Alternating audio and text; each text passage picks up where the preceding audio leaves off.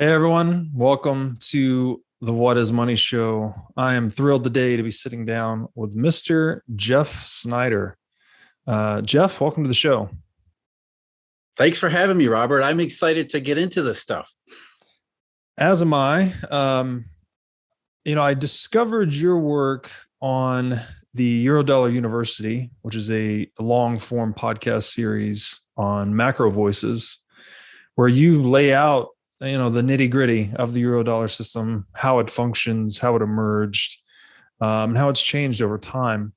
And so I have to, first of all, thank you for that because, I knew of the Eurodollar system before your work, but I didn't realize just how big and complicated and important it is. And I think I listened to that Macro Voices series 3 times. So really appreciate that.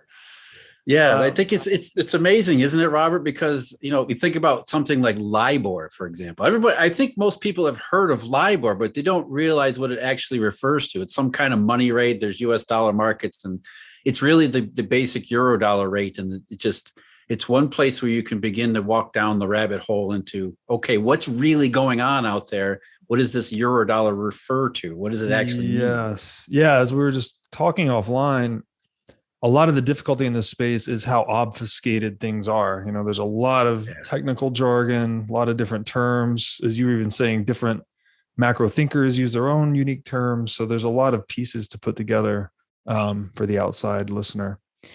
So with that in mind, I know we're going to get complicated and in the weeds and all that, but I want to start very simply, actually, which this, the namesake of this show, What is Money? I've named it that to try and encourage people to be more inquisitive and curious about the fundamental nature of money. And to satisfy my own curiosity, I would like to ask you, a mind that I respect a great deal, that question: what is money? Well, I think that's a terrific place to start because, in the 21st century, especially as we move farther and further away from actual money, physical commodity money, and get into heading towards what I hope is, a more digital future. It's a question I don't think many people answer or even think to themselves about. It's just, I got a couple pieces of paper in my pocket that have stamped on it something from the government. That's money. I go to the grocery store, I tap my phone or, I tap my credit card to the machine. I don't know what money is. It's something happens and I walk out of the grocery store with some goods, and I don't think enough people really stop and think about what it actually is. And what it is not is money is not wealth. And that's another thing I think we get hung up on too, is that we talk about people who have money, they must be wealthy. And that's true in a sense, but that's not really what money's purpose is. We talk about the three main functions of money, which are store of value is one, but I think the other 2 functions are more important, which are medium of exchange as well as unit of account. And when you think about them, especially those 2 functions, what you're really talking about is money is a tool. It's a tool of a very highly specialized modern economy uses to conduct commerce most efficiently, flexibly, and intuitively as possible. So in a really basic level, money is supposed to be secondary to the real economy, and it's a tool that allows the real economy, commerce in the real economy, to take place because it intermediates.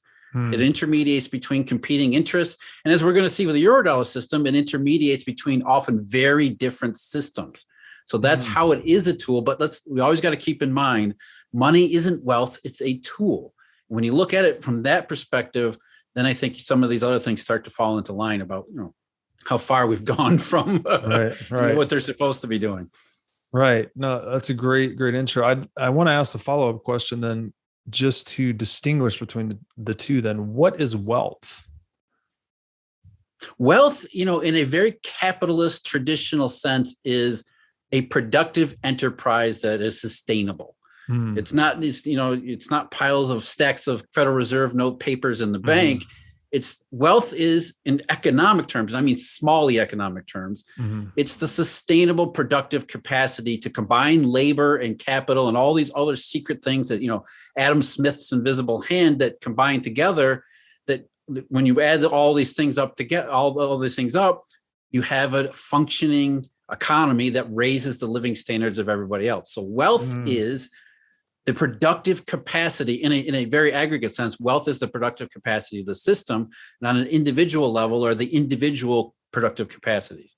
Got it. Okay. So that's interesting. Defining wealth as the productive capacity. Does that include capital too? The things that have already been produced? Yep. You put that? Yep. Okay. Absolutely. So then because it's like a productive enterprise is going to be generating capital, which is then used to combine all of the factors of production into the secret sauce of capitalism. Gotcha. So it's the capacity to produce capital plus the capital produced is wealth.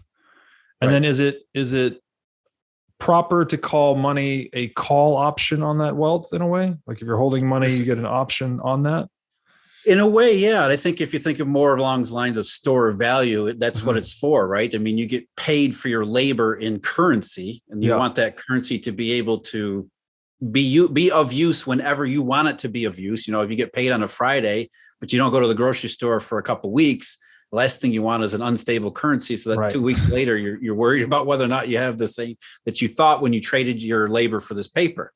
Right. So in a sense that, you know, for labor, that is their wealth contribution to the real economy. And if they're trading their labor for paper tokens, that's exactly what it is. It's an option on future expenses, the ability to trade your labor one day for goods and services that you're going to require some other day. Right. Okay. That's a good way to look at it. So kind of a social contract through time in a way, right? You sacrifice your time today and redeem it later. Absolutely. And that's why stability was historically the most important aspect of any monetary system. Because, you know, unstable period, you know, Weimar Germany is a perfect example. It's an extreme example, but it's a perfect example where, you know, people would get rushed to get paid in the morning, take their wheelbarrow to the grocery store because the price of whatever goods they were going to buy had probably changed by the afternoon. That's an extreme example, but that's what we're trying to do is, you know, how do we price labor? How do we price factors of production? How do we price all of these things when we don't, you know, they don't happen at the same time? There's a temporal aspect to this. And currency is that medium to translate through time, hopefully in the most stable and efficient fashion. Again, it's a tool for commerce to take place because of these, you know, vagaries of human existence. Right.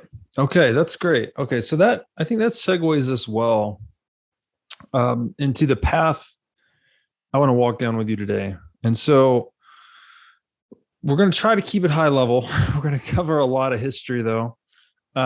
So, you know, to the point of stability, that is stability of purchasing power specifically. That is one of the purposes of the central bank, right? Ostensibly, at least. Yeah. That's arguable, I guess. Debatable. Yes. One of the ostensible purposes that they proclaim for themselves, I think. I'll let you speak to this. Maybe we just start there. I wanted to start with, there have been many iterations of the central bank historically. The one that is dominant in the world today and dominant in the US is the Federal Reserve. Maybe we could just start there. Why was the Federal Reserve established? What were its ostensible aims? And if you want to speak to maybe its actual purposes, if they are different in any way, would love to hear that as well. And then we'll start there on our path, kind of working our way towards the great financial crisis of 2008. Yeah, that's a good place to start because, you know, again, talking about stability, what is money? You know, the Federal Reserve has gone through its own evolutions too, as money has, as we'll see. And its original purpose was stability, as you actually said, but it wasn't price stability so much as elasticity. And, you know, I think everybody knows, or at least the shorthand about the 1907, the panic of 1907, how JP Morgan supposedly stepped in at the last minute and supplied currency to the system and kept the U.S. economy from falling off into the depressions that it had frequently been forced into over the latter part of the 19th century.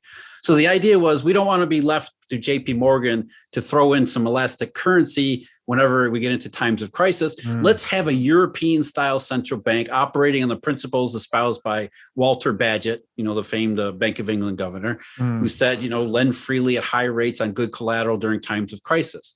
So initially, stability was elasticity of currency. And you can understand, if you know anything about the history, you understand why that was, because especially in the latter half of the 19th century, with these modern depressions that showed up out of, seemingly nowhere, people really didn't know what these depressions were. There was a very clear correlation between lack of money, deflation, and depression. So stability came to be defined originally as, how do we keep the system flush with cash, elasticity, so that we can avoid the worst case depressions through deflation?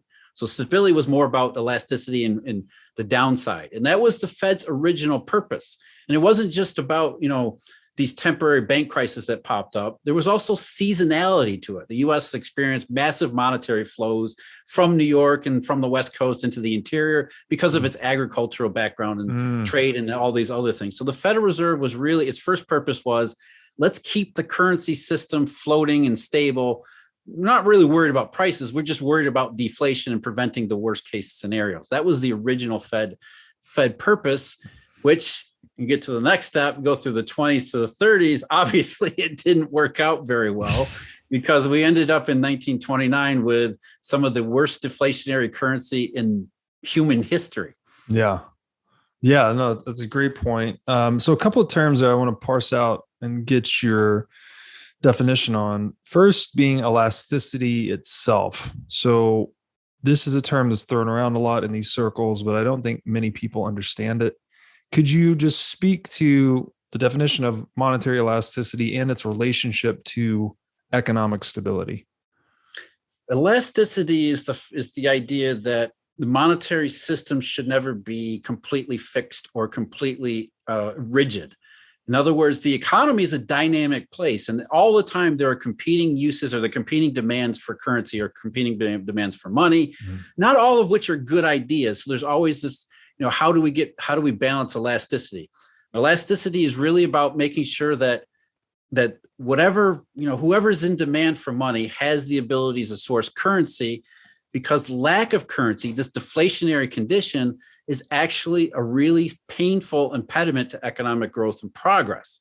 So elasticity is about matching money demand, legitimate money demand, which, that's sort of a bad term to use, but for lack of a better term, legitimate money demand, which could increase or decrease, with legitimate money supply, which should increase or decrease depending upon demand, so that we balance these two things out in order to avoid the situation where there's too little money flowing through the economy, which creates this deflationary wave and then depression and all those bad things that come about after it. So elasticity is really about maintaining a good balance between supply and demand. Of course, it makes it sound really easy when in fact, in practice, it's incredibly difficult and almost impossible. Right. Okay. So I want to ask you more about that, but first I'll have you define deflation as well. So are you specifically talking about price deflation? What is this, evil or problem of deflation we're trying to avoid through elasticity? Yeah, deflation is essentially where there's too little money flowing through the economy, which creates an imbalance in prices, instability in prices. It can work out in financial markets too, but in economic prices where essentially because money becomes too dear, there's not enough of it, real economic participants will value money more than they value the production of, as we said before, real wealth, the production of actual goods and services, because there's a shortage of funds. And what that does is, at some point, like the early 1930s, if depression is severe enough, or the deflation is severe enough, prices have to adjust to the point where actual formerly productive businesses are undercutting their own productive capacity because money has become so expensive or so in such short supply, it doesn't make sense to actually produce goods and services. And that's when you get into widespread unemployment, which is, as John Maynard Keynes pointed out in the 1920s, is the worst of all economic evils. Deflation is much more worse than inflation, largely because deflation is paid for in the form of widespread unemployment. Labor is what end up experiencing the worst parts of deflation. So it's the productive enterprises shuttering their workforces due to deflation? Is that the relationship here? Yeah, because prices fall below the cost of production. Interesting. Okay. So, all right, I have another, because this is kind of the crux of a divide between the Keynesian and Austrian school of economics, I think. Yeah. So one thing I'd like, I guess, to go a little bit deeper on deflation first. I had Jeff Booth on the show. If you're familiar with his book, The Price of Tomorrow. I don't know if you've heard of it. He's making the argument that the entire purpose of the economic system is to create price deflation, actually, right? This would be people trading with one another to solve problems more intelligently, Absolutely. cheaply, quickly, that you would expect the price of chairs, for instance, as we get smarter at making them, that should decline over time. That's capitalism's secret, right? Exactly. Mass production, lower the unit cost of production to the point that it's available to a widespread marketplace. To me, I know that's deflation because its price has fallen, but it's not monetary deflation. That's productive deflation. Okay. I think the best example, the most intuitive example to most people is technology, right? Because, you don't have to go back that far. What a decent computer used to cost you an arm and a leg, where nowadays they give them away for free almost. The smartphones, for example, used to cost a lot. Nowadays, you just sign up for a wireless plan and they're giving them to you. That's productive deflation, which is the secret behind capitalism's efficient combining of the factors of production, along with sufficient money to make it all work. Right. So we do have to distinguish between that productive deflation, which is good, and this monetary deflation, which historically speaking is universally bad. Okay, there we go. So that helps clarify. The monetary deflation component, what is causing that? So this would be a shrinkage of the money supply, I take it, right? So reduction of cash and credit flowing through the market. So that was a problem, I guess, at least ostensibly, perhaps actually, prior to the implementation of the central bank. So maybe you could describe how that was occurring then. It's always a problem. It's always been a problem. It's really, how do we deal with it? And you're right. It's not so much that there's a shortage necessarily of supply as much as usually redistribution. Okay. When we're talking about economics, it's usually about flow, how things move around, because nothing stands still. Right. And then, as I mentioned before, the early primitive economy in the United States had massive seasonal flows because of its agrarian nature, where money would flow out of the interior to buy products after products were after the harvest crops. Exactly. Yeah. And then it would flow back in once those harvests were sold to the coast, essentially. And the whole point of the banking system was to the private banking system, especially in between the second bank of the United States and the Federal Reserve, was to try to manage these flows so that it doesn't become a massive problem. Of course, it did. And that's why you always see bank panics happening in the fall, because that's when money doesn't flow, or that's when money flows are the heaviest, and it leaves a lot of places outside of that flow that can turn into bigger problems. So it's really about, we talk about money supply, but in a lot of ways, it's more about distribution, because money tends to pool, and then we have to try to get it to not pool. How do we get it out of certain hands and moving around the rest of the place that it's needed? And that's kind of what the central bank was supposed to be for, was to say, okay, private banks in the East were hoarding cash because they, became risk averse, usually for legitimate reasons. But then that causes all sorts of deflationary problems elsewhere. So if the Eastern banks weren't going to repatriate money back into the interior, let's have a system in place that can supply some form of currency in lieu of this private redistribution. And that was the Walter Bagehot theory of central banking, which is essentially make sure there are no dry spots in the economy through central bank public activities.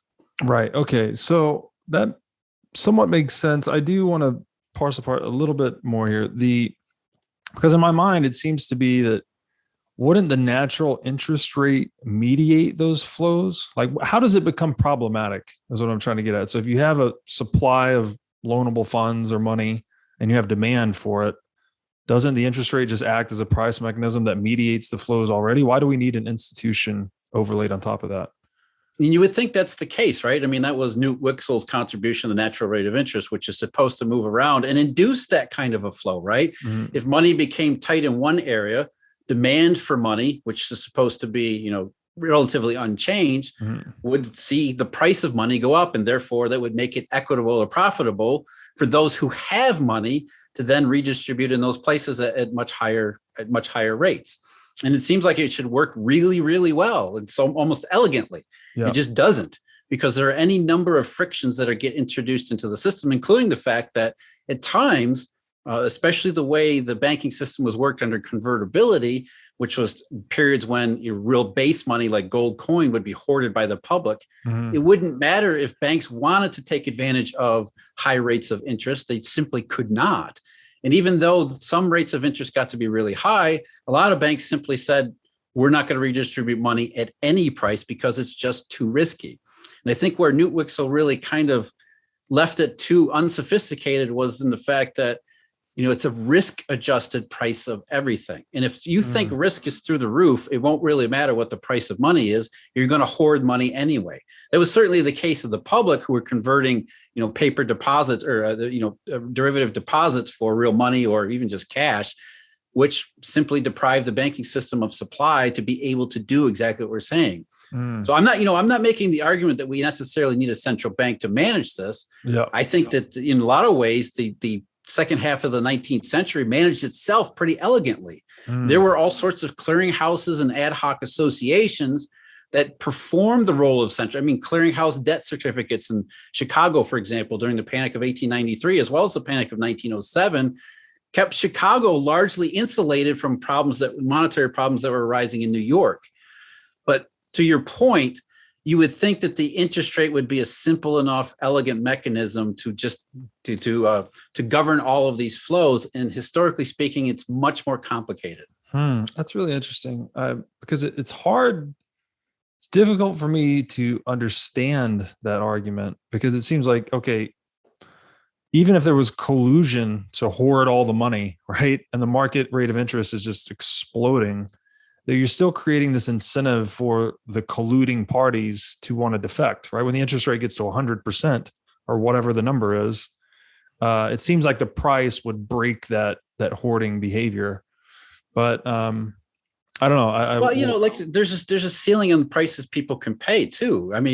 The interest rate's never going to go to 100% because that's not a realistic number. And so there's also a friction in that respect, that there's a limitation of what people can pay for the price of money. Because if you're paying 100% interest rate for the price of money, you're probably going to be out of business. You're not going to be able to survive anyway. So it's not a realistic level of price appreciation.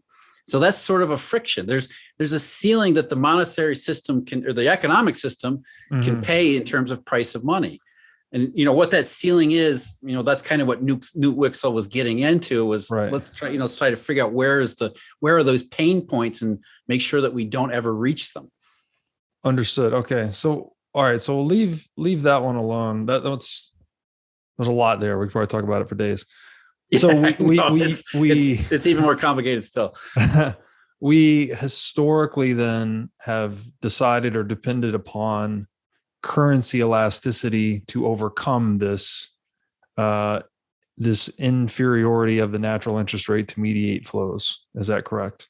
That's sort of the idea. And again, it's an ideal. Yes, it's not necessarily a workable theory. The idea is that if we have Socratic enlightened philosopher, technocratic geniuses who could supported by the government, could stand there and say, oh, this is the ideal time to supply currency over here because it's getting dry, using some kind of signal to do that.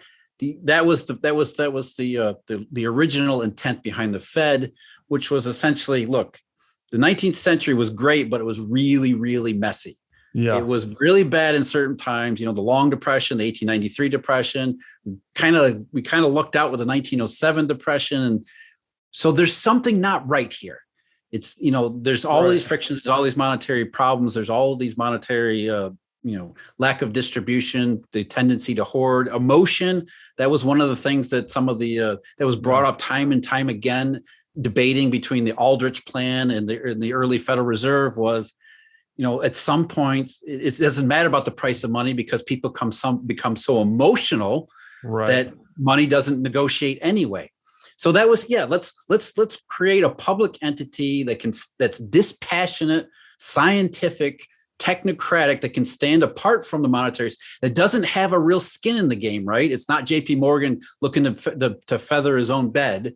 It's a public institution that's going to do all these other things that can monitor, because the monetary system, as good as it was, it has a lot of inherent flaws in it. And we think we can solve some of those problems, or at least the worst kinds of problems, by elasticity.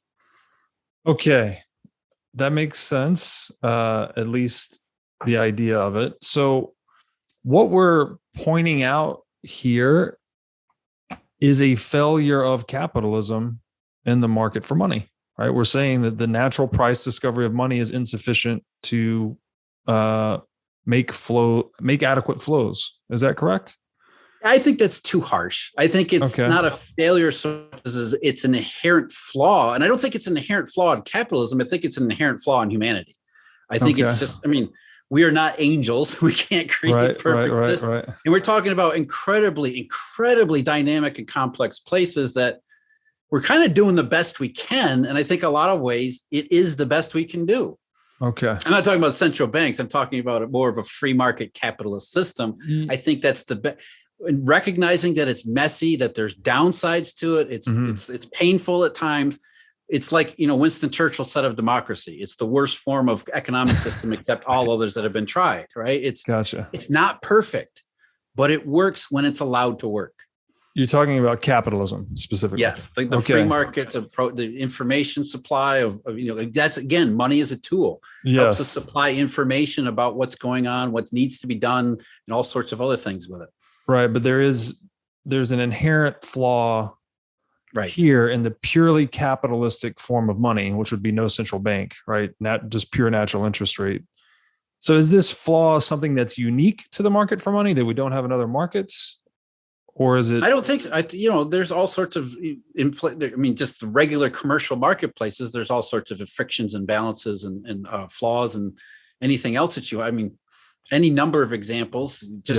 Talk about trade, for example. It's a completely difficult, I wouldn't say inherently flawed space. It's not a failure, but it's one of those problems that it takes some effort to work around. And taking some effort means it's not fluid and efficient, which causes frictions and all sorts of other problems. So I think I think it's not a flaw of capitalism so much as it is a flaw in people. And that's it's not, I'm not taking a really dim view of humanity here. I just think it's kind of the way it is. Yes. Okay. No, I agree with you that we clearly are flawed and we have all kinds of mistakes and errors and whatnot. But the way I view the market is it's a forum that's of free exchange, is actually sorting out those errors and biases, right? And it's like the market is sort of refereeing what's valuable, what's not, and it's doing this through price discovery. And so we accept that truth in every market in the world, it seems. Now you're getting into the efficient market hypothesis, which is that the market, look, I believe the market is the best way to do that, but it's not a perfect way to do that. And it will make mistakes. It will create all sorts of problems that, if left unchallenged or unchecked, can snowball into much bigger problems. And that's where elasticity comes in. Well, so this is a tough one for me. This is sticky because, you have price discovery or the natural market process, whether it's efficient or not. I agree it's not perfectly efficient, right? Because information, it's all about mapping current activity to market data, right? And it's what system does that best. I think arguably the free market does do that best. That does not mean it's perfect, though. There's still a lot of, what do they say? It's messy where the sausage is made, right? Like there's errors and all these things, but the market is also the thing that clears those errors. So here's the deal with elastic currency. The problem that I can't get over in my mind is there's no willing counterparty to an elastic currency. Like, given the choice of any human on earth, any rational market actor, like, do you want a currency that its supply cannot be changed? Or do you want a currency whose supply can arbitrarily be changed by this group of guys over here based on what needs they see in the marketplace? So an elastic currency presupposes coercion, like it's built into it. And this is something I can't get over. It's like, We're saying there's a failure in again, capitalism, so we're putting this public institution on top of it.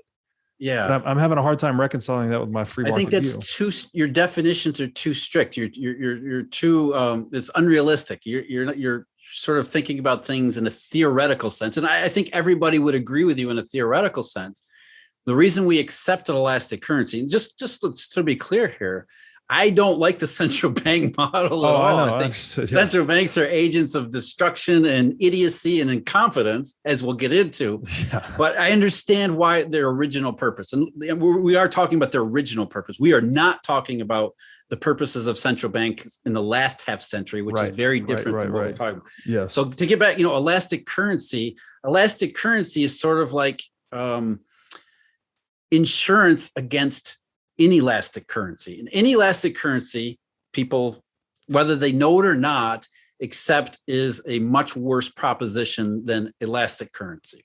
So it's sort of a trade-off, because everything in economics is a trade-off.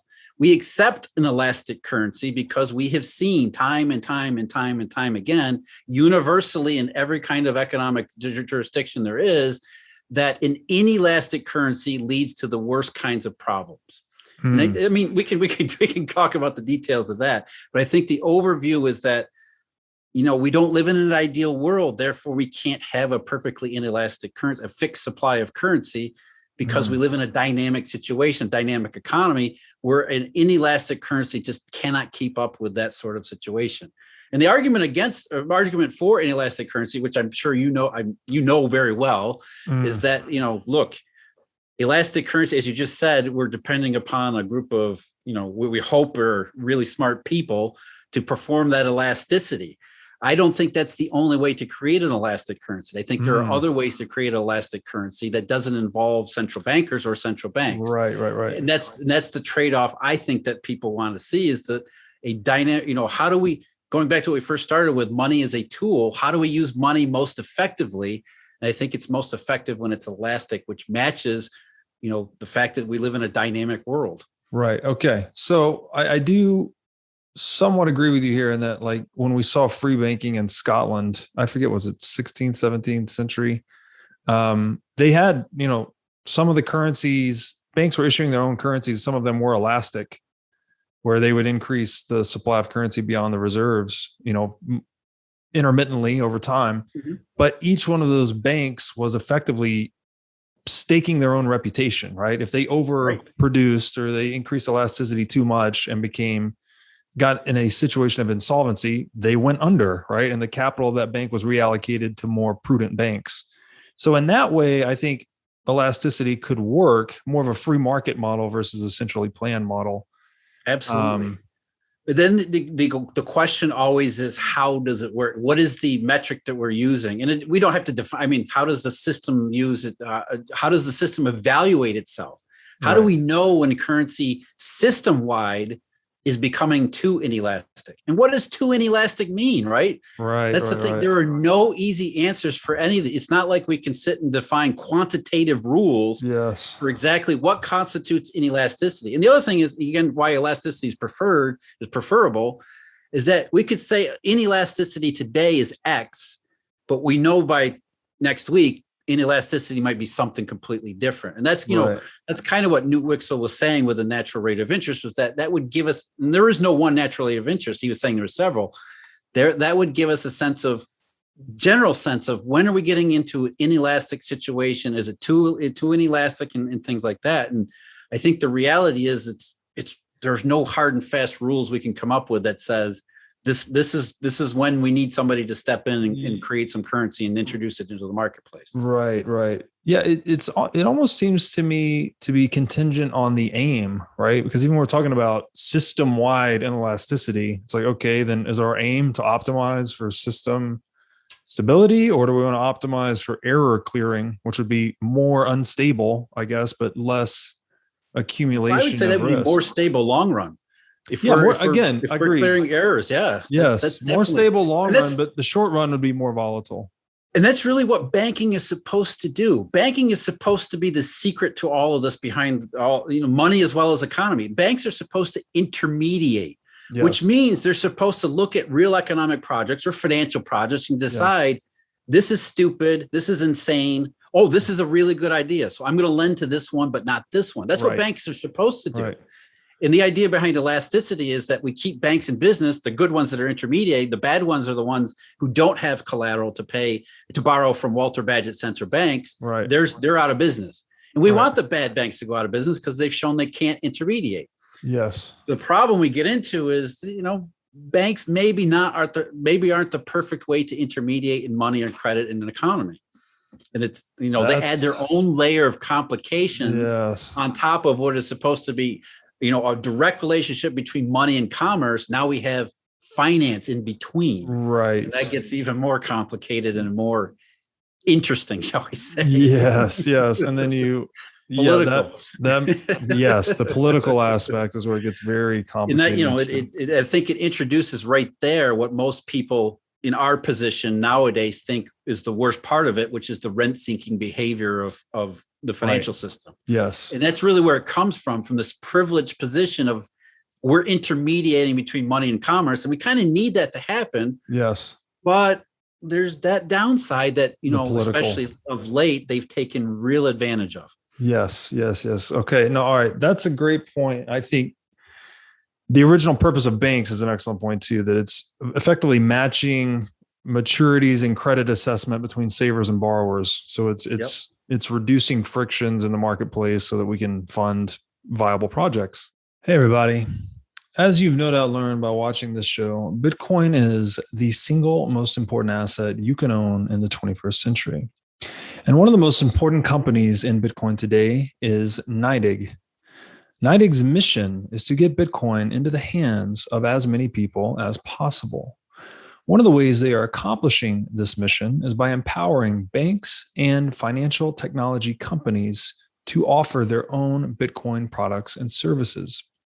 As a true game changer in the industry, NYDIG is safely unlocking the power of Bitcoin for forward-thinking individuals and institutions alike. Led by Robbie Gutman, Yin Zhao, and Ross Stevens, NYDIG has absolutely exploded onto the Bitcoin scene recently and has quickly become a leader in this space. So, whether you are a professional investor looking for asset management services or a company looking to white label your own Bitcoin product or service, consider NYDIG your single source solution for everything Bitcoin. So we have then the Federal Reserve incepted after the 19th century was a little bit messy. We had a number of these issues that you described. Federal Reserve incepted in 1913, I believe. Right. Yeah, they started talking about it in 1908. They came up with something called the Aldrich Plan, which was originally looked a lot like the clearinghouse networks I just talked about. Yeah. They changed a little bit and decided that 1912, they would vote on this Federal Reserve System. Okay, I have to ask. Sorry, they purposely called the Federal Reserve because they knew they couldn't sell Central Bank or Bank of the United States number 3 to the public.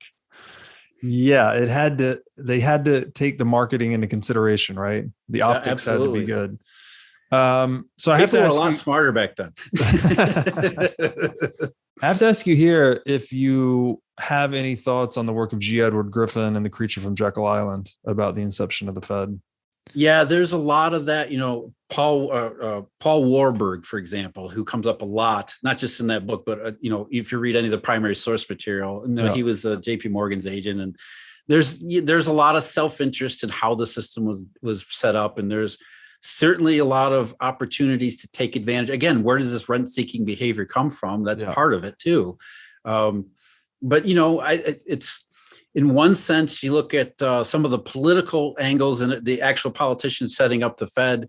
Think about Simon. What was his name? Senator Simon Owen from Oklahoma. I can't think of his name offhand. Yeah. Who was actually a banker in Oklahoma during the Panic of 1893.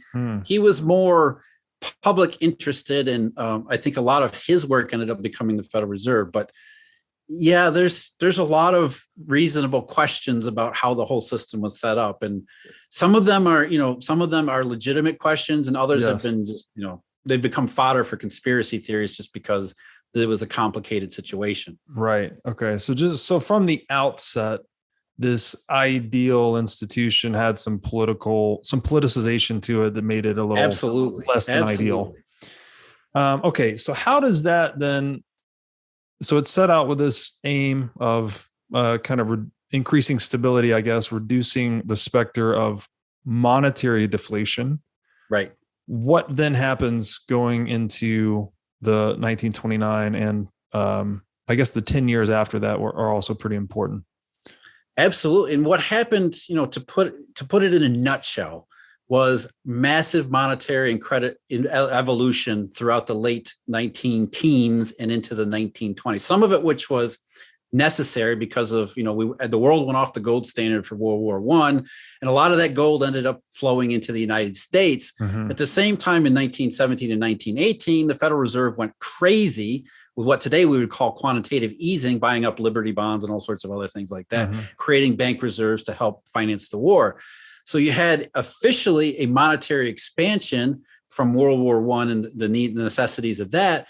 But really in the 1920s, what led to the massive monetary imbalances that became the deflationary Great Depression was deposit-based fractional reserve lending. It's that nothing more complicated than that, which today sounds very quaint and uninteresting, but back then this was a huge, huge deal. Essentially, the level of money and cash in flowing through the banking system in public hands was essentially fixed for those 20 years in between, while the level of deposits just absolutely skyrocketed. You had something like 16 billion in total deposits around 1919 that ballooned to 45 billion by 1929. It was a massive monetary expansion, but it wasn't money. It wasn't currency. It's credit. It was money. Now we're getting into ledger money and deposit and fractional reserve lending. And then, of course, because all of those deposits were given the rights to convertibility, and the level of actual vault cash hadn't really changed. Now you have $1 of vault cash supporting, say, $40 in deposits, whereas you had $1 supporting maybe 10 or 15, 20 years before. And that's just so crazy imbalanced that it was a recipe for disaster. Right. So leverage starts to be injected into the system effectively. And again, you could say the free market sort of failed here because the banking system, which was supposed to intermediate good ideas and bad ideas, and I know we can spend a lot of time on the 1920s, but in one sense it was, the banking system really failed everybody. They were supposed to intermediate and stop, not do these ridiculous kinds of activities, especially build up that much monetary leverage in the system. And it was kind of, and then, of course, the Federal Reserve was supposed to be behind all of that, saying, well, don't worry about it. We got this covered. We're an ideal central bank. And it was a one bad idea after another, and it just got to completely unmanageable levels that when the ball started rolling downhill, the snowball started rolling downhill, there was probably no way to stop it. So my thinking here is that in a market system with good flows of information, that when you get to this 40-to-1 leverage scenario, people would start redeeming, right? It's like, give me the gold. I don't want the paper. I don't want the promise. I want the gold. Was redeemability suspended at this time? I mean, what enabled the leverage to get that high? Everybody was convinced that this was a new era of prosperity. Therefore, risk was low. And again, everything is priced in risk-adjusted terms, including money and credit. So if you think risk is low, then as a bank or an intermediary, you think, well, even though that's a really dumb idea, it's probably going to pay off. So I'm going to lend money over here. I'm going to create deposits to do it because I'm no longer attached to any real monetary system or standard, as sort of a byproduct of coming off of the gold standard and everything else after World War I. Everything was just kind of detached, and nobody really had any sense of how to value and how to ground all of this activity in something tangible that could say, I know a lot of people at the time were saying this is getting out of control, but how human, we tend to rationalize behavior, especially when everybody else in the herd is doing the same thing. Right. You get into recency bias and confirmation bias and all sorts of other things that just, we don't see the forest from the trees. So this is like kind of the irrational exuberance fades or something. Exactly. Okay. Yeah, exactly. All right. Since it wasn't so irrational, I mean, there is a rational basis for it. And, to come to their defense a little bit, I mean, it was a brand new situation. Nobody had ever seen that type of money printing because at the time, nobody considered it money being printed. The deposit multiplier that had been around forever, but it had never expanded in that way. We had a brand new kind of central bank that said, don't worry about it. We've got this elasticity stuff covered. Yeah. So we sort of had the Greenspan Put back in the 20s. We had also a lot of other evolutions like federal funds and borrowed reserves and all sorts of other aspects of the monetary system that were brand new, but were also sort of supposed to be backstops. So it was like we had redundancies built in place that said, if anything goes wrong, we've got all these other ways to mitigate this elasticity, the potential inelasticity. Of course, those are all mistaken assumptions because instead of being backups and backstops, they turned into bottlenecks and made it worse. Interesting. So that's interesting parallels perhaps for today, this false confidence in novelty. It's exactly the same parallel as the 90s and early 2000s, where you had a massive amount of monetary evolution, bank evolutions, combining together. You had the idea that the central bank, the Greenspan Put, was behind everything, as well as, derivatives markets and all sorts of, Eurodollar market that we'll talk about, all these other sorts of money markets that had developed that made it seem like if anything goes wrong, it's easy to mitigate because we have all these ways to redistribute funds. We have all this elasticity in the system. Wow. When just like the 20s, it proved to be the same problem, which was all of our assumptions are mistaken. These backstops are actually bottlenecks, and it makes the problem that much worse. We were just repeated the 1920s and the 90s and 2000s. It's so funny that it seems to be this recurrent pattern in human behavior to some extent, because I'm reminded here, and not to jump ahead, but just to mention it, the Nifty 50, right? Where people just thought stocks would go up forever. I forget, was that in the 60s maybe? 60s, yeah. Yeah. So, I guess we just get overly confident in something new until it blows up. And then we kind of learn our lesson for some small amount of time until we repeat it again. It's right. If you've heard of Neil Howe's The Fourth Turning, right? I mean, it's, the generation that experiences the crisis, they vow never happen again. We learned our lesson, but then the generation that follows, they hear the stories firsthand and they think, well, yeah, we're not going to let it happen. We know that this stuff happened. And you get the next generation and it starts to fade. By the time you get to the fourth generation away from the crisis, it's like, we figured everything out. We can just do whatever we want to do. It just repeats again. Human beings are just flawed creatures. We have this I guess modern hubris in a way, where once you're 4 generations removed, you think you're so much smarter than people 4 generations ago. We fixed it. Haven't you seen the computers? I read this book. And it really is hubris. I read this book, The Fiat Currency Inflation in France. It goes through the assignat inflation scenario. And it was the same thing. It was the 3rd or 4th generation after their last great inflation.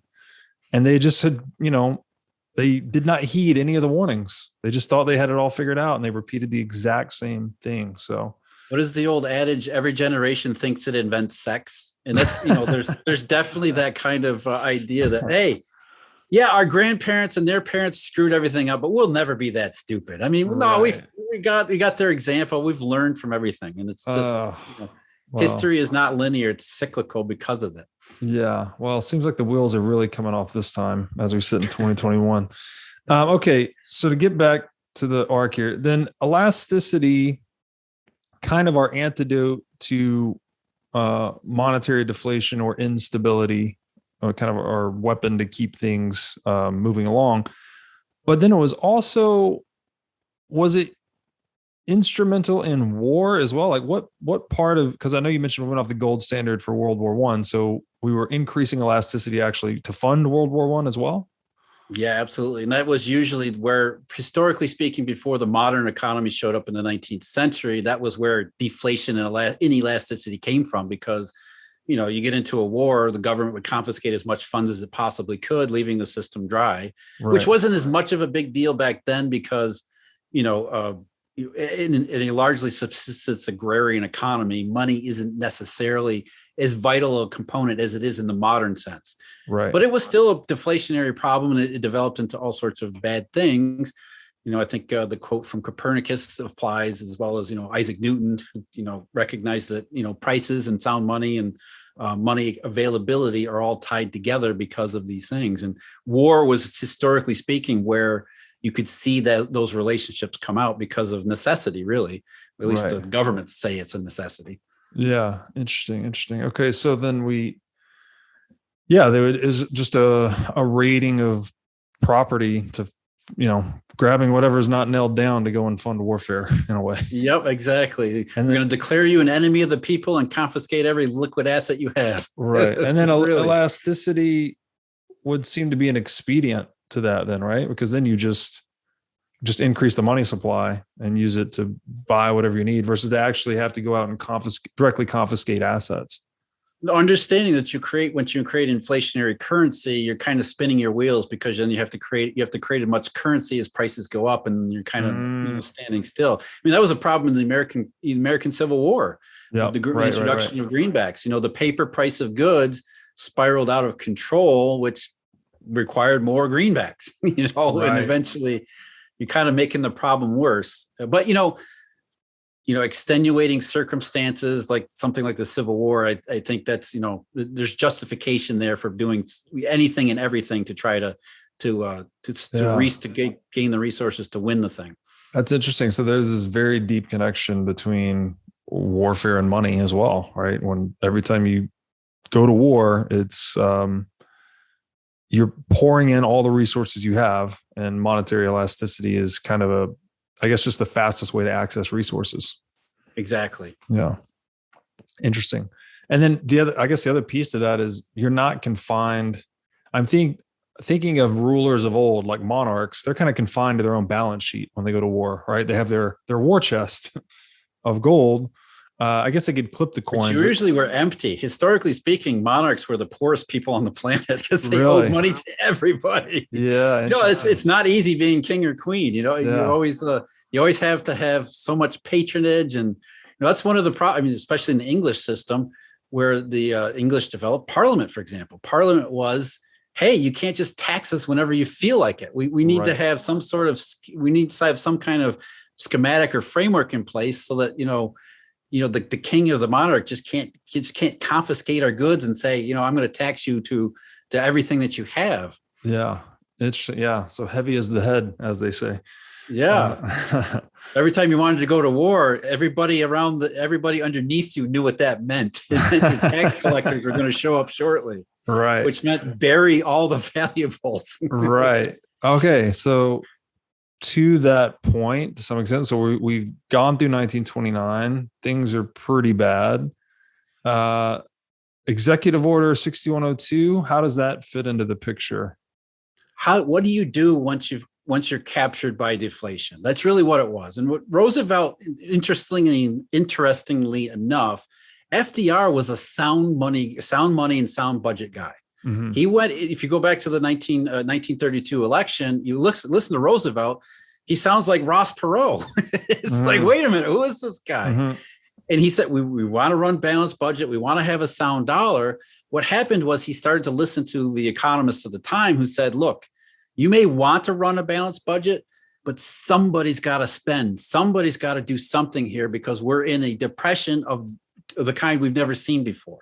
Right. What convinced Roosevelt to act in both the monetary and fiscal realm was the fact that, yes, historically speaking, unsound money leads to bad consequences. But guys, we're in a Great Depression. We're already stuck in a massive hole. So how much worse can we actually make it? And that's the argument that gave us the New Deal, that gave us the idea we needed to go off the gold standard and try anything and everything, because this was, an existential crisis for the United States as well as many places around the rest of the world. Right. That's not a defense of FDR. That's simply what he was thinking. Sure. He maintained, in the 36 election, for example, he said, look, we needed to try everything because in 1933, the world was ending and we had to do something. And that was the idea was, we're not supposed to mess with the gold contract, it was called. Yeah. Well, the gold contract didn't seem to help us here. So let's get rid of the gold contract and see if we can get ourselves out of it. Right. Okay. So how was that? Was it pitched then as an economic stimulant? It's like, we're going to take all the gold and fund the whatever public spending program it was? Absolutely. It was back to elasticity. What they said was that gold was acting as the agent of inelasticity because it was being hoarded by the public. It was being hoarded by bankers. It was being hoarded by the French. It was being hoarded all sorts of places. Yeah. And so it was a huge impediment to elasticity because it was being hoarded. Yeah. Now you make the argument that it was rationally hoarded. Yes, but again, FDR said, I got to do something here. I mean, and FDR kind of made it worse in 1932. That last devastating wave of bank failures in late 32 into 33 were probably the cause of FDR to begin with, because of what he said. He's not going to continue the gold standard. He wouldn't support the dollar and things like that. But again, his idea was we got to do stuff. This radical times call for radical measures. Right. Okay. So whether they were the good, wise measures, there's a debate there, historically speaking. And I'm not going to come down on the side of FDR much, but that's what he was thinking.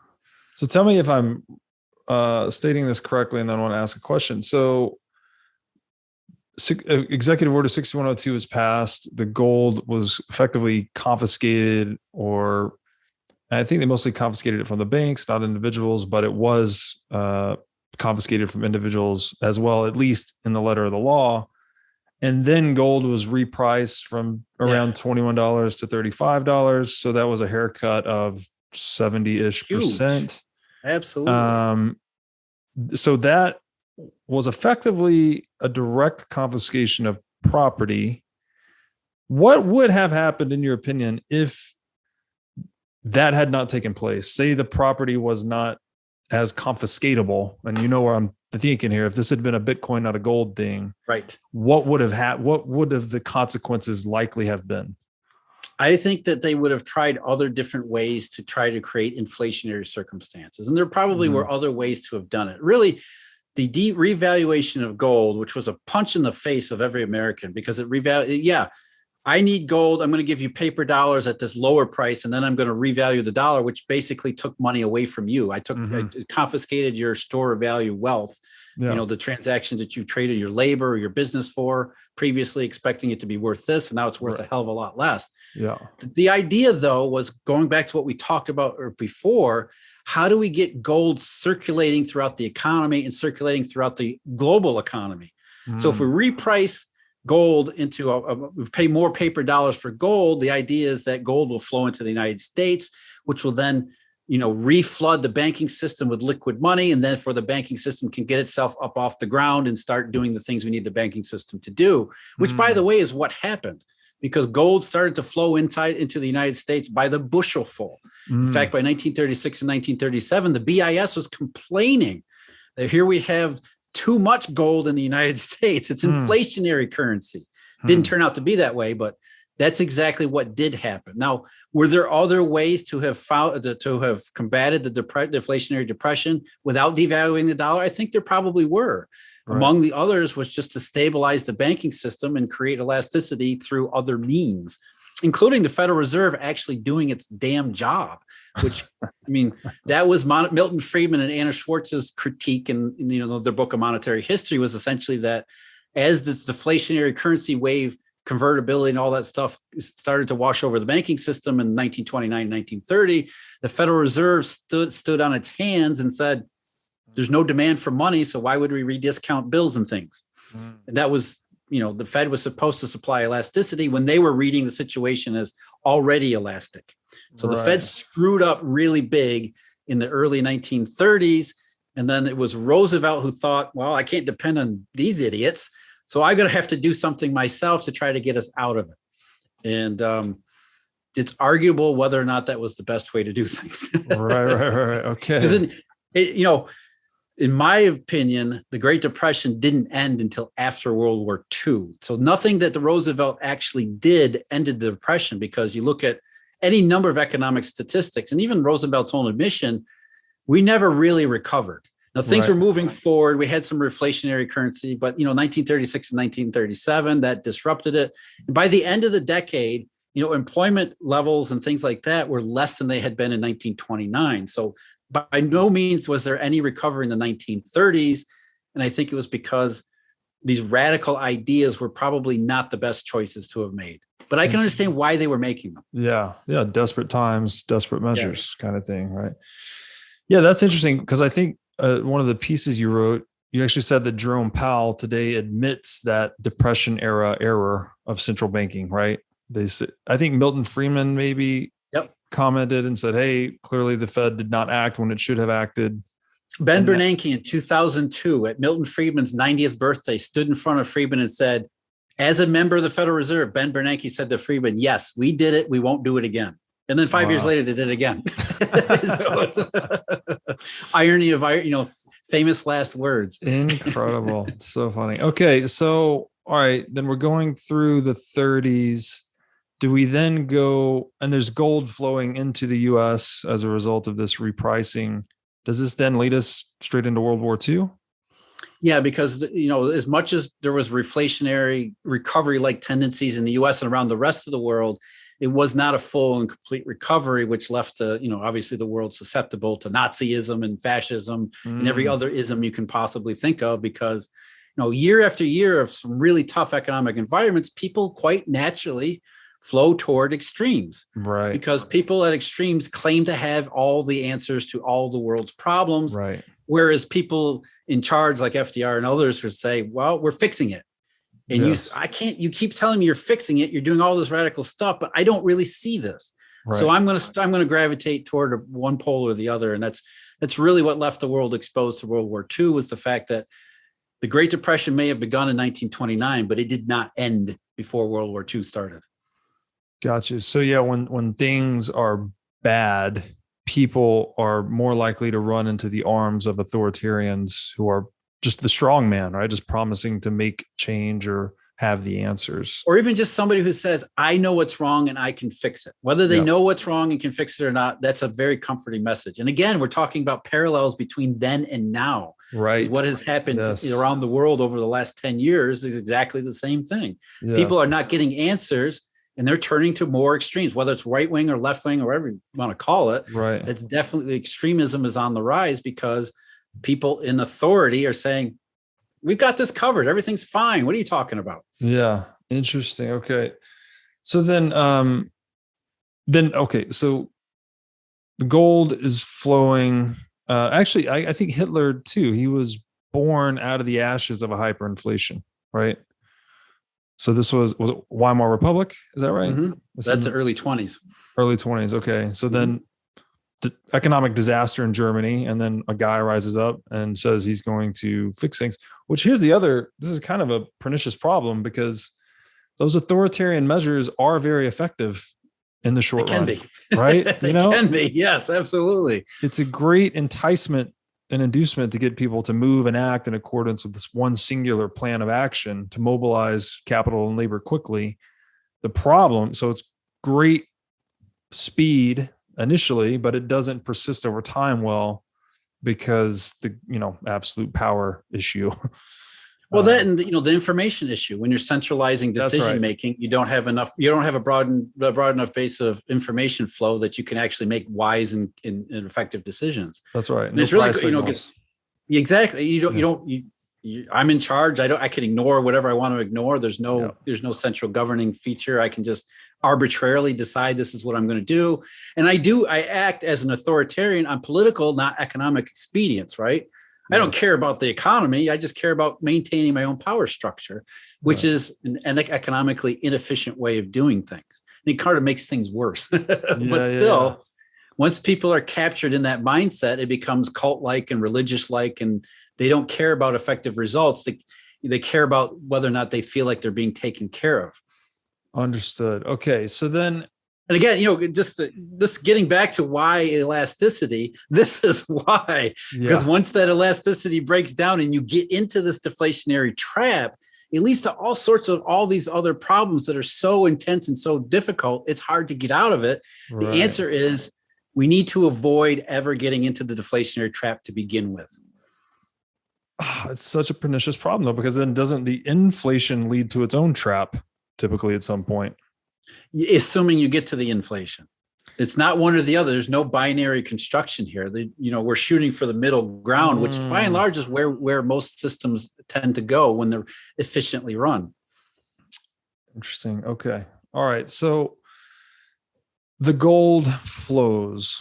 My understanding is that when Hitler would invade a country, like I think when he invaded Poland, his first order of business, once he's conquered Poland, is to go to their central bank and raid their gold. How much influence did the flows of gold have on the geopolitics of World War II? Oh, it's huge. And I mean, there was the political question that started back in the late 1920s, which was that gold was not equitably distributed around the world. In fact, the British were always chronically short of it. Obviously, the Germans were in the 20s because of the Versailles Treaty, and the fact that the Allies demanded repayment, war reparations in gold. So Germany, which led to the Weimar hyperinflation, they never really solved that problem. Especially in the British after 1925, when Churchill demanded they go back on the war standard at the pre-war price, which caused all sorts of problems there. So even before you get to the Great Depression, long before you get to World War II, you have gold that is pooled up essentially in the United States and France, right? Which you could argue is probably the worst places to have gold hoarded, especially the French. Sorry to anybody in France, but. So you have unequitable distribution of gold before we get to the Depression, and then it gets worse because of the U.S. dollar devaluation, and a lot of gold just ends up in the United States' hands anyway. The United States sort of repatriated that gold with the beginnings of a paper currency standard along the lines of what the British pound bloc had been doing up until that point. Right. So there's sort of the first rumblings of what would become the Bretton Woods standard in the Great Depression, World War II era. So I have this kind of I don't know, I guess it's theory that the phrase I put around it is that money is the means and ends of all warfare. So clearly money is necessary to fund warfare. And I think in most cases it tends to be the ends as well. The country is kind of invading a country to, commandeer their tax base or confiscate their gold, whatever it may be. Do you think that's accurate here? Like, were we fighting over the gold in this time? I don't think that's accurate. I think it's on the right track, but it's not exactly what the aims are, because it goes back to what we talked about before. What is wealth? Wealth is not money. So what is Hitler actually looking for? Yes, he was looking for Lebensraum and room to expand, but he was also looking to confiscate productive economic capacities that weren't just gold. There was a lot of good businesses in the Slavic countries like Czechoslovakia or Austria. Austria was definitely a commerce-rich environment. It wasn't necessarily Austrian gold. It was Austrian businesses, Austrian trade capacities. Gotcha. Let's take those. Let's take real economic wealth, because they weren't going to defend themselves, but that's the real secret to economic growth and success. It's not necessarily gold, but let's take the productive capacities. Let's take the businesses that are working and put them under our framework that all flows up into our, what is essentially a Ponzi scheme anyway. Yeah. Let's do that. Gotcha. Okay. So even on a hypothetical Bitcoin standard back then, there still would have been massive incentive to commandeer the productive enterprises. I think so. Yes. Yeah. Okay. Makes Again, sense. The flaw in human character is right. The dark side of human beings. Just a bunch of violent apes that we are. Okay. So then as a result of this process, you make the point that most of the gold pooled in the US and France. Eventually the Allies prevail. My understanding is that now, because the US is holding most of the world's gold, it has a significant leverage in Bretton Woods. Could you speak to that plus, conference? The fact that there was 12 million soldiers and aircraft carriers and all sorts of other stuff spaced all over the world. Right. That gave the Americans quite a bit of leverage too. Yeah. But why didn't the Soviets have much more leverage than the Americans did? And that's another question that gets along to the politics of Bretton Woods exchange, or Bretton Woods and the gold exchange standard that came out of it. But the essential problem facing John Maynard Keynes and Harry Dexter White at Bretton Woods in 1944 was, we've got gold in the U.S. we had gold in France, but a lot of it was, hidden away because they wanted to keep it out of German hands. Some of it ended up in Britain. Some of it ended up, who knows where, Switzerland, wherever else. How do we operate a global monetary standard where gold is not evenly distributed? And the answer was, well, let's have a paper currency standard. Let's have the US dollar be the denomination and paper currency can flow, but we'll tie it to gold and this massive national gold reserve that the Americans have, so it can be like gold is flowing, because the US did not want to give up the gold reserves, but yet realize that we have to do something. We have to have a monetary standard that works throughout the rest of the world. If we're not going to give up the gold, then why not circulate our paper currency tied to gold? Okay. It seemed like a good idea. But even John Maynard Keynes said, this is probably not going to work. We need probably an international currency, because as Robert Triffin identified years later, there's this natural contradiction between an international currency system being run by a national currency tied to national reserves. That's never going to work. And it didn't. So was the infamous exorbitant privilege, was this a premeditated aspect of Bretton Woods? Was the U.S. trying to secure this advantage for itself? In some ways, yeah, but a lot of ways it was just, again, expedience. It's how do we solve problems that are kind of intractable? How do we do that within the parameters of 1944, for example? And one of the parameters that actually came back to bite them in the ass, so to speak, was neither Keynes nor Harry Dexter White nor the Soviet delegation or any of the other delegations foresaw the post-war economy for what it came to be, which was a highly globalized, trade-centered economy that linked together a lot of countries and economies that previously had been completely, totally separated. And the only way that could happen is if you have a true international reserve currency system. So there was always, we talked about before, demand for currency versus supply. Well, the demand for currency went way, way, way up after the World War II for legitimate economic reasons. First of all, rebuilding Europe and Japan. But secondly, economic growth and globalization, this first real wave of modern globalization that started out in the late 40s and early 50s, demanded a hell of a lot of US dollar currency resources to get it done. Right. And that was always that natural tension between the needs for global currency and the fact that it was backed by only American reserves of gold. I find it kind of ironic that we have elasticity as such a vital instrument to both warfare and rebuilding. Exactly. Then the question is, I think the issue of most people have with elasticity is that it tends to go too far at times, right? That's when you get into speculative bubbles and things like that. And the answer, most people say, well, if we get into a speculative bubble, then the answer is just to slam the damn thing shut and go back all the way in the other direction. The pendulum must swing to the point where we have no elasticity. And I think that's a mistake. And as much as it is a mistake when you argue for elasticity, a lot of people, especially central bankers, will argue that there's never too much elasticity. And I think that's making the wrong mistake in the other direction.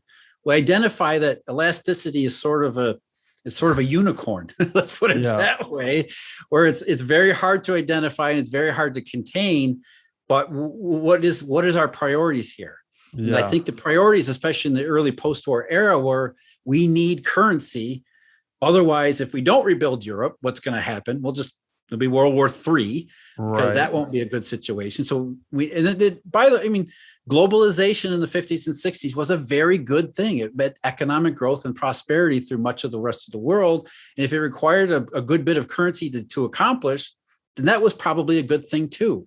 Right. Okay. That's interesting. Yeah. I appreciate the nuance you're bringing to this. That does seem a bit asinine, though. You can never have too much elasticity. I mean, isn't that what hyperinflation is? It's like yes, absolutely. But the argument that the central bankers and Keynesian economists would say is that no, those things don't really happen, especially with a modern central bank model. And it's completely stupid. It's really you're really playing with fire here, because first of all, you don't really know much about the currency system to begin with, and if you don't know much about the currency system, you don't know where the limits are. Right. If you don't even believe there are limits, then you're going to go past with them. fire. Yeah, absolutely, for sure. Okay, so then we have Bretton Woods, the dollar is pegged to gold. Everything else is pegged to the dollar. But we've also now triggered Triffin's. Yeah. I guess this is technically a trilemma, but we often call it a dilemma, but there's three aspects to it, right? Yeah. Well, I mean, I think he called it a paradox, and I think that was probably paradox. better. Okay. Yeah. Well, Triffin's dilemma, Triffin's paradox, Yeah. same thing, which is essentially that the Bretton Woods system did not appreciate and understated all of these factors, so that really it didn't last very long. Right. If you think about it, the gold started to flow outside of the United States in the late 50s, and actually before that, but in really serious fashion in 58 and 59 and 60, which led to the creation of the London Gold Pool in November 1961, which was essentially a default on the Bretton Woods arrangement, which it basically said there's so much currency outside the United States. It's too much of it is finding, it's being converted into, especially through France. Too much of it is being converted into U.S. gold reserves, and golds are starting to flow outside the U.S., which means we now have less and less backing to this global reserve currency, and it just becomes a self-feeding phenomenon. Gotcha. But the problem was, and where I get into all this, is that nobody seemed to understand where this currency outside the United States was actually coming from. And it's not where most people think. And contemporarily, authorities thought it was, it's just simple balance of payments issue. Yeah. We started importing more than we exported, which meant we were exporting dollars around the rest of the world. Mm-hmm. That wasn't really the case. We have this Eurodollar system that started to spring up sometime in the 50s. And there's even references to something called a continental dollar earlier in the 50s. Mm-hmm. So there was already these dollar supplies outside the U.S. in the 1950s as as this demand for global reserve went up, as this natural tension that Robert Triffin identified started to become a problem. There was this Eurodollar system already starting to grease the wheels in other ways. Gotcha. Okay, so a couple things. One, could you please give my audience an explanation of Triffin's paradox in a nutshell? And then two, I guess, so we have the dollar. The dollar is a derivative of gold at this point.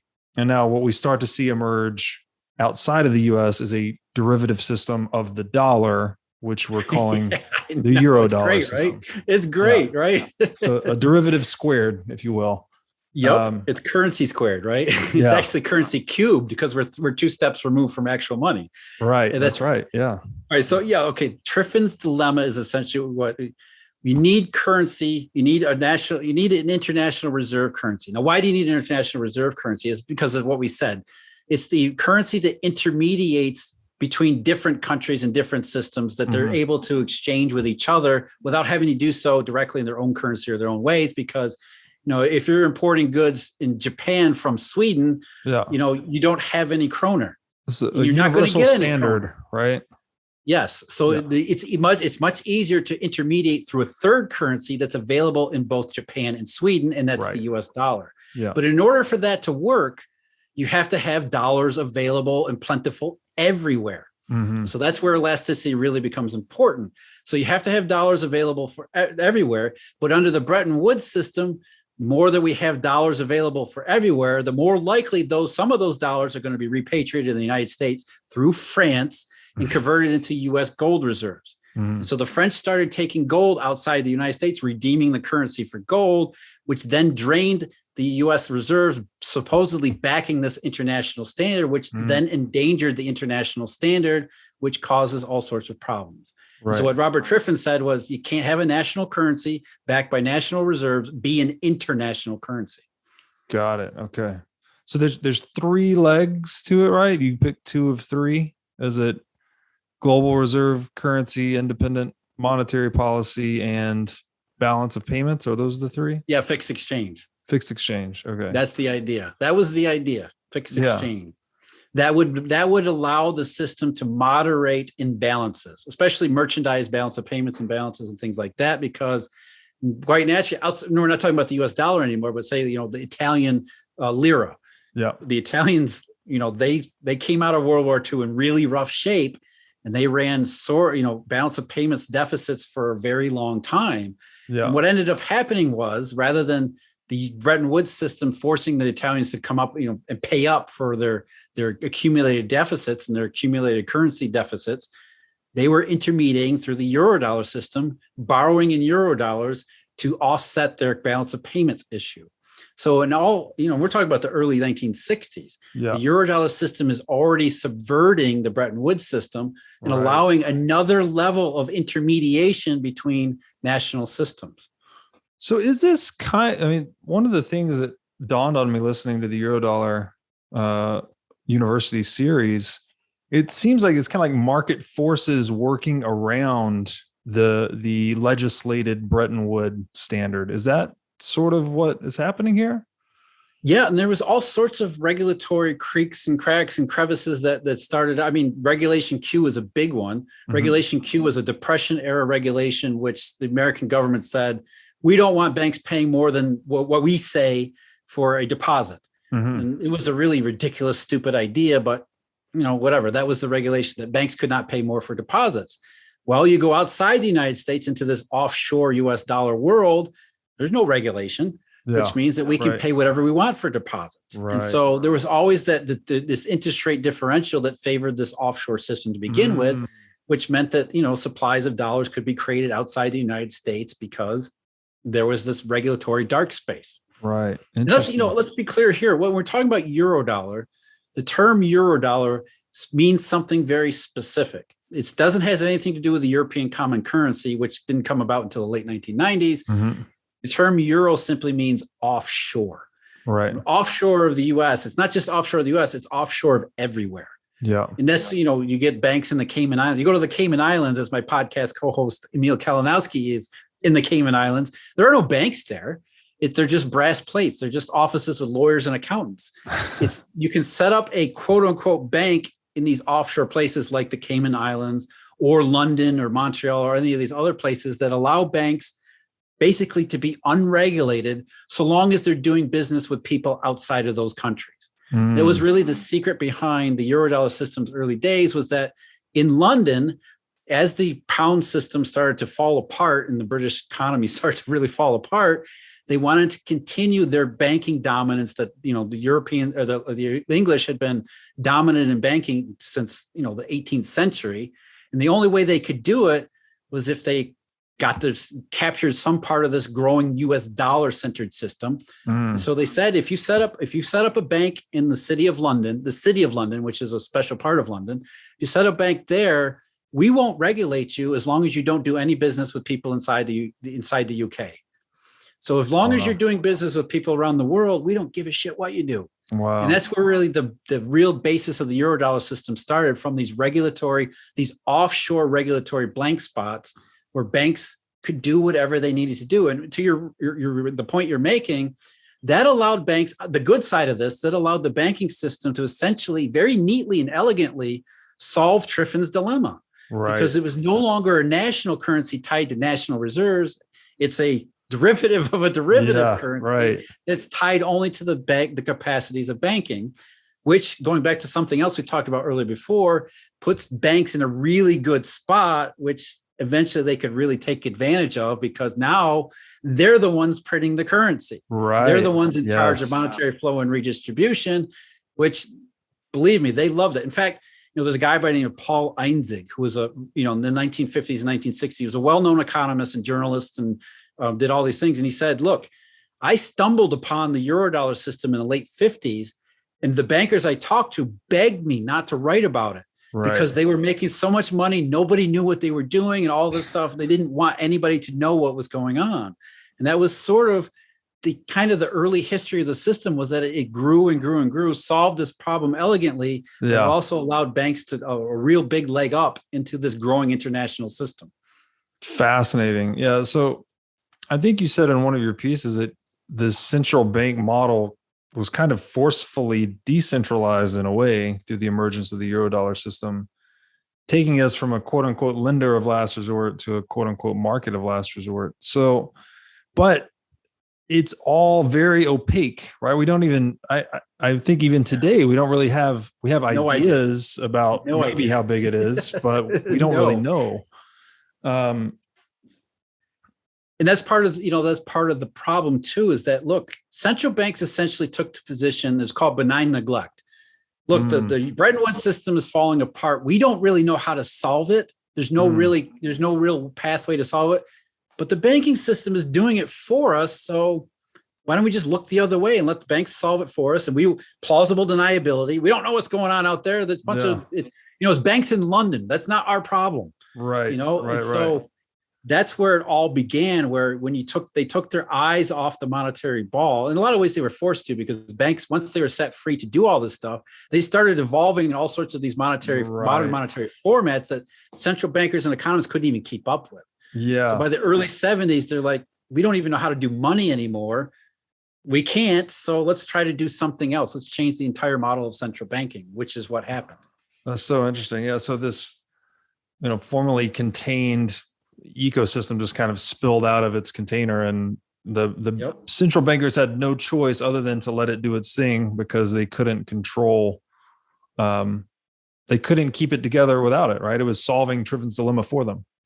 Exactly. And of course, that was the good aspect of it. Yeah. The bad aspect of it is when you again, as we talked about, elasticity run amok. Right. That was the great inflation, right? Yes. And then you had deflation. And they were a lot of some people who were aware of this, people like Robert Russa and Robert Solomon, who's the guy I really expect at the time, kept saying, look, this Eurodollar thing is going to come back to bite us. We need to understand it. And central bankers, especially in the 70s, were like, not our plate. It's not our job. Wow. This is banks in London. This is banks in the Caymans. We're a domestic bank regulator, not even a money regulator. We're a domestic bank regulator. We don't do money anymore. So whatever they're doing in London, even though it's called US dollars, not our job. So it was nobody's job, and therefore this thing got to grow in the shadows. The Bank of England and the regulators in England were saying that's not our job either, because we let these banks set up. They're not doing anything with local customers. They're not doing anything with the UK citizens. So they're operating in London, but all their business is outside.